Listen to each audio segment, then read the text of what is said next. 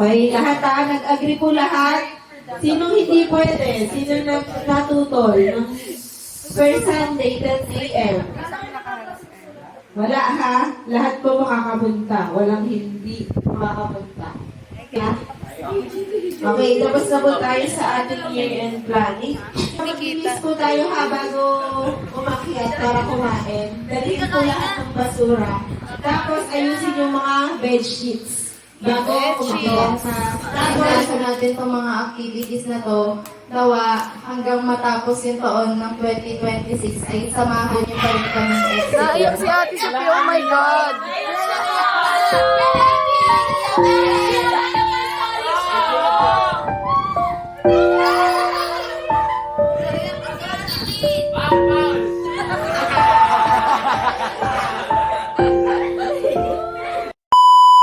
Darating na taon ay magsimula kayo ng bagong simula na yung mga naging gawain natin ng mga nakaraan na mga hindi angkop para sa ministry natin bilang officers ay sana ay palitan ngayon. So dati, hindi ako attend kasi ayoko, tinatamad ako ngayon.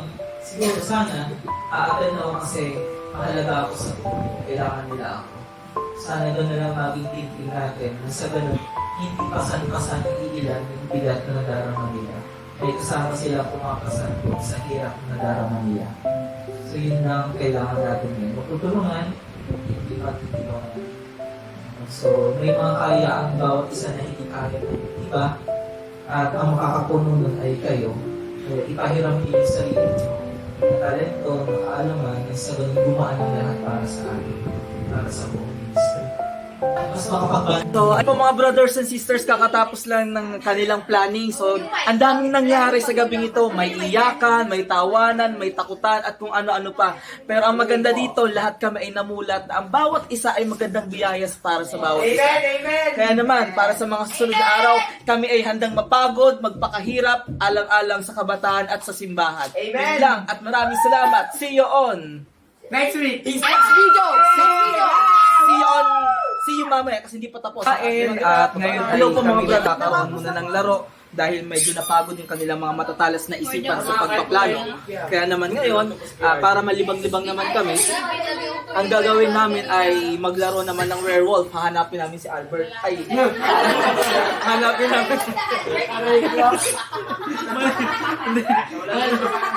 Hanapin namin nagpapanggap na wolf. So, yun lang naman ang rule dyan. Hanapin mo kasi yung wolf. Okay? So, mamaya ulit, hahanapin natin ay titingnan natin kung paano kayo maglaro ng werewolf.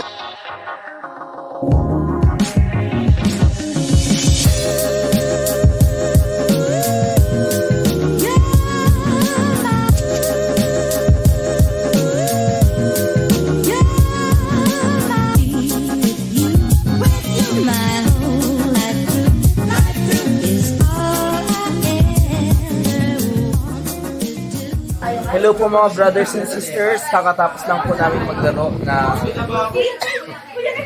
ng werewolf. Ano oras na na? 12:48. The time is already 12:48 a.m. So, natapos na sila maglaro. Hindi na tayo masyado nakapag-video kanina kasi nga, madalas lagi akong villager. So, lagi tulog yung villager. Walang thrill, kaya di ako nakapag-video. So, ayun. So, ito. Napakadami na yung pagkain, di ba? So, ito ang kasama na magising pa. Ulitin ko lang po ang oras ha. It's already 12:40 something a.m. Nagulat si Ate B, si Ate Lai. 12:50 na ba? Oh, sorry na ako. Ayan. Ayan yung iba. Sabi sa inyo maniwala kayo. Ayan. Si Kuya Archie lang.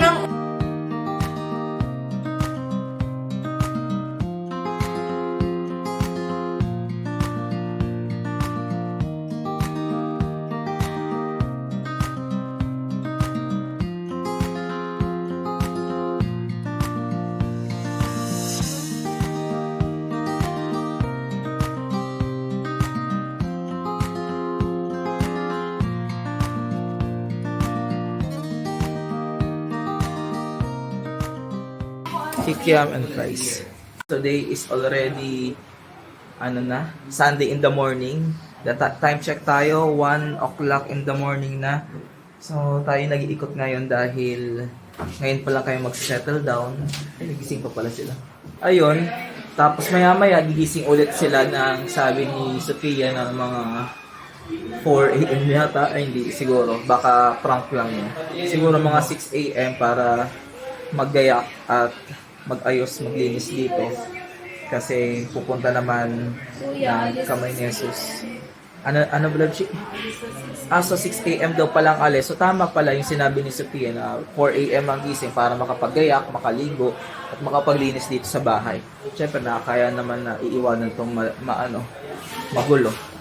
Tapos bukas, ay mamaya, aabangan nyo sa mga videos natin ay yung papunta kami sa Kamay ni Jesus.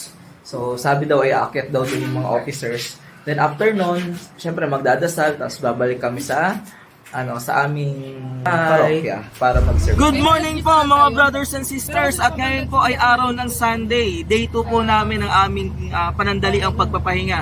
Kaya naman ngayon, kasama natin ang ating mga kabataan. Napakaaga po namin gumising dahil ngayon ang aming ruta ay patungo sa Quezon. Saan nga sa Quezon? Sa Kamay ni Jesus.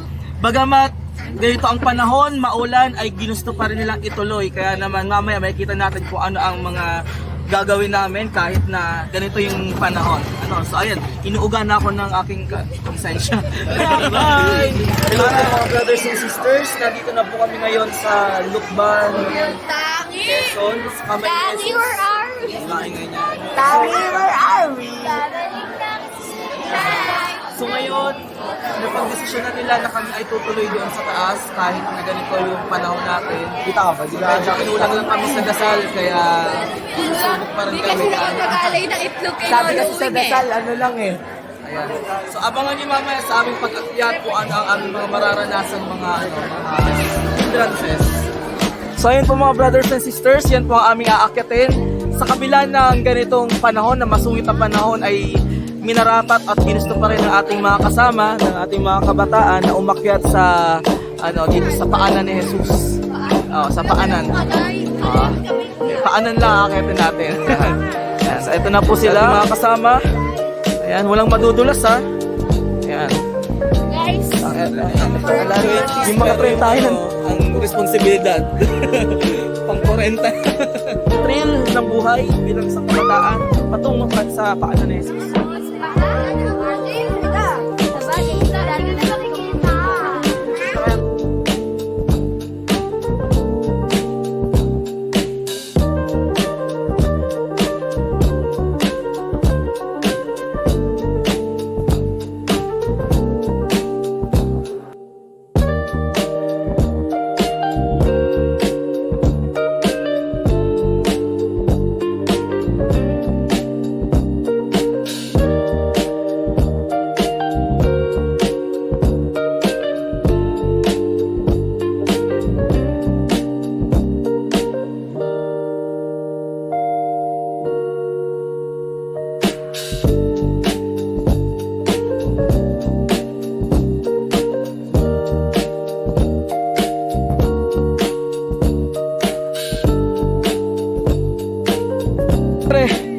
nagbagong isip nila at sumama na sila. Ayan.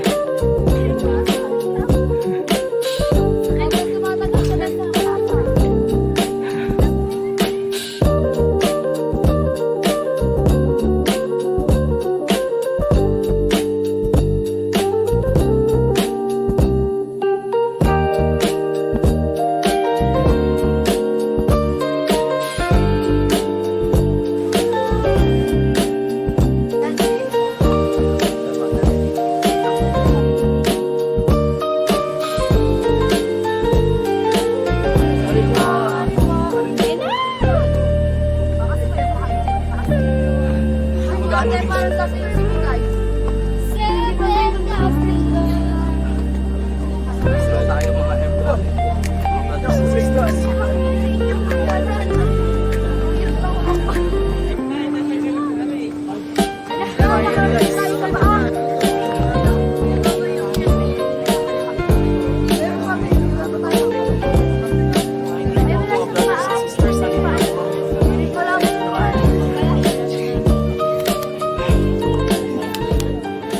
So finally, eto na kami with matching hingal.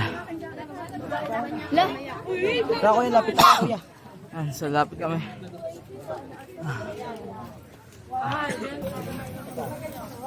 Picture tayo? Sige. Ano yan na lang cellphone?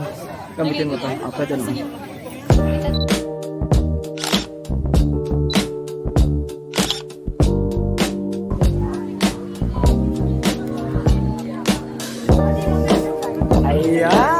Gusto ko yung magdasal. So, nagdasal ako guys. Pinagdasal ko kayong lahat na maging healthy.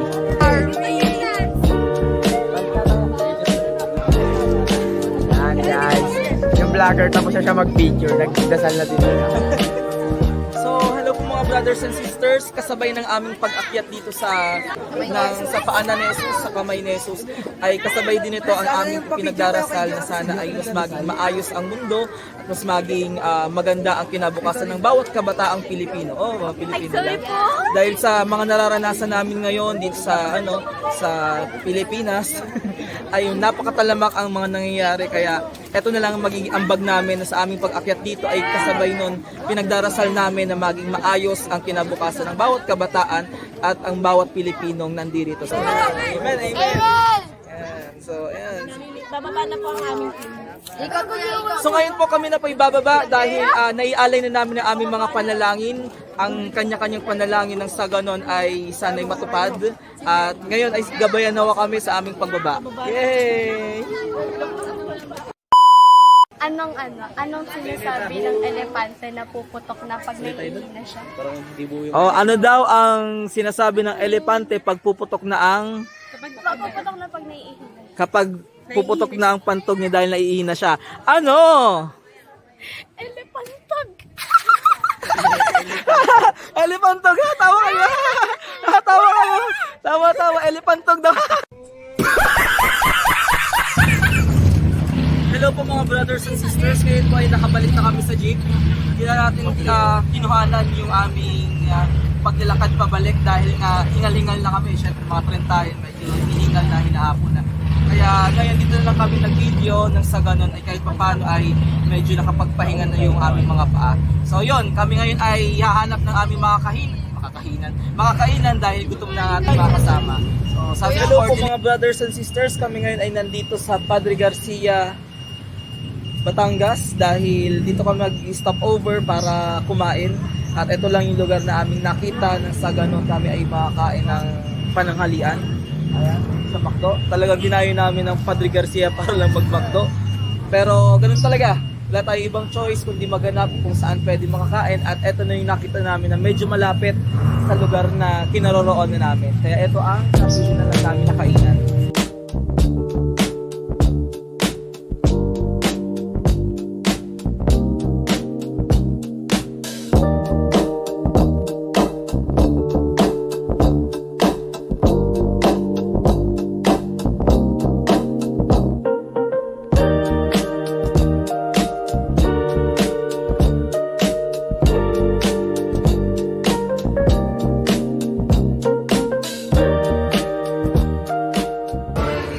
po tayo kumain ng lunch.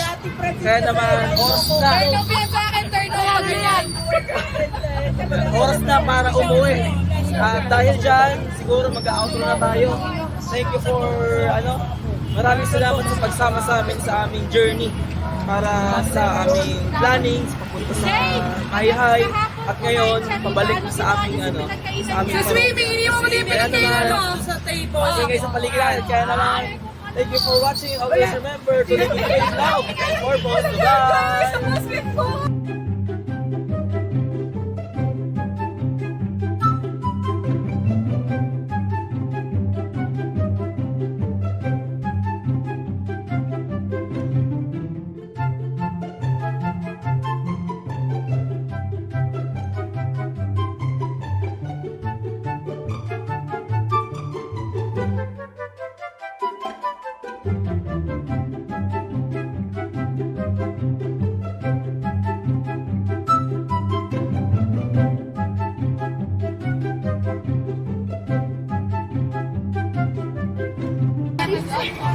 Hello po mga brothers and sisters, kapag ilang stopover na po kami, bago kami makarating sa ating tunay na destination.